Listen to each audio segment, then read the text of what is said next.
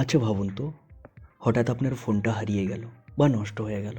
ফোনের দামি হার্ডওয়্যার হয়তো আবার কেনা যাবে, কিন্তু সেই ফোনে থাকা মা বাবার সাথে শেষ পুজোর ছবিটা, বন্ধুদের সাথে কাটানোর সেই আড্ডার মুহূর্তগুলো, সেগুলো কি আর ফিরে পাওয়া যাবে? নমস্কার, আমি জয়ন্ত।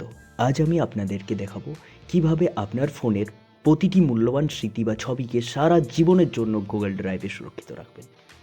এমনভাবে সেভ করবেন যাতে ফোন হারিয়ে গেলেও আপনার স্মৃতিগুলো আপনার সাথেই থাকে। তাহলে চলুন, সবার প্রথমে আমরা গুগল ড্রাইভ অ্যাপ্লিকেশনটাকে ওপেন করে নিই। সাধারণত এটি প্রতিটি অ্যান্ড্রয়েড ফোনেই থাকে। আপনার যদি না থেকে থাকে তাহলে প্লে স্টোরে গিয়ে ইনস্টল করে নিন।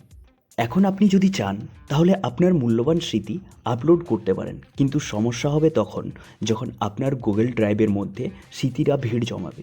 অনেক ফটো আপলোড করে ফেলবেন, সেই মুহূর্তে আপনি দেখবেন কোনো একটা ছবিকে আপনি দেখতে চাইছেন, সেটা কিন্তু খুঁজতে অনেক সময় লাগছে, কারণ বিষয়টা ঠিক খিচুড়ির মতো হয়ে থাকবে, তাই না? যেমন আমরা ঘরের আলমারিতে সুন্দর করে জামা কাপড় গুছিয়ে রাখি, তেমনই সুন্দরভাবে ড্রাইভের মধ্যেও রাখা সম্ভব, সেটা ফোল্ডার তৈরি করে। সেটা কিভাবে করতে পারবেন? এই যে আপলোডে ক্লিক করে আপনি ডাইরেক্ট আপলোড করতে পারেন, না কোনো ফোল্ডার তৈরি করে। ফোল্ডার তৈরি করলে আপনার সেই ছবিটাকে খুঁজে পেতে খুব সহজ হবে।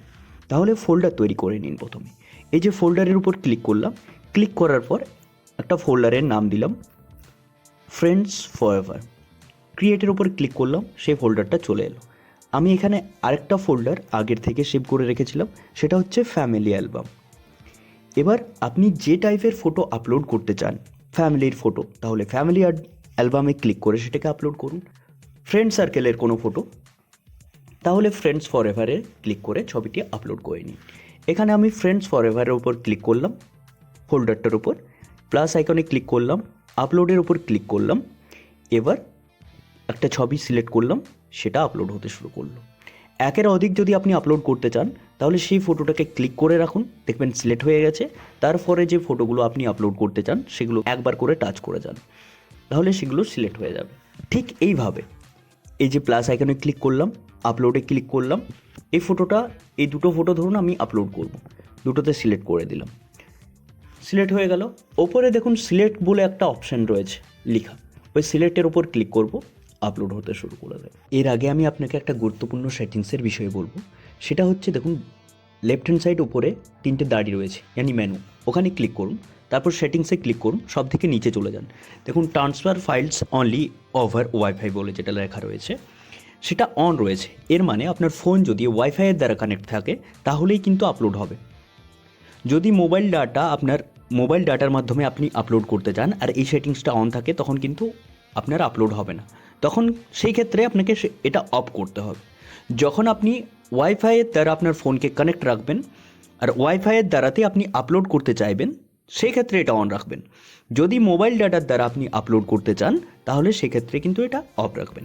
এটা হচ্ছে একটা খুবই গুরুত্বপূর্ণ সেটিংস কিন্তু। তো এইভাবে আপনি আপনার গুরুত্বপূর্ণ ছবি, ডকুমেন্ট এখানে আপলোড করে রাখতে পারবেন। একটা কথা মনে রাখবেন, গুগল ড্রাইভ আপনাকে 15 GB পর্যন্ত ফ্রি জায়গা দেয়।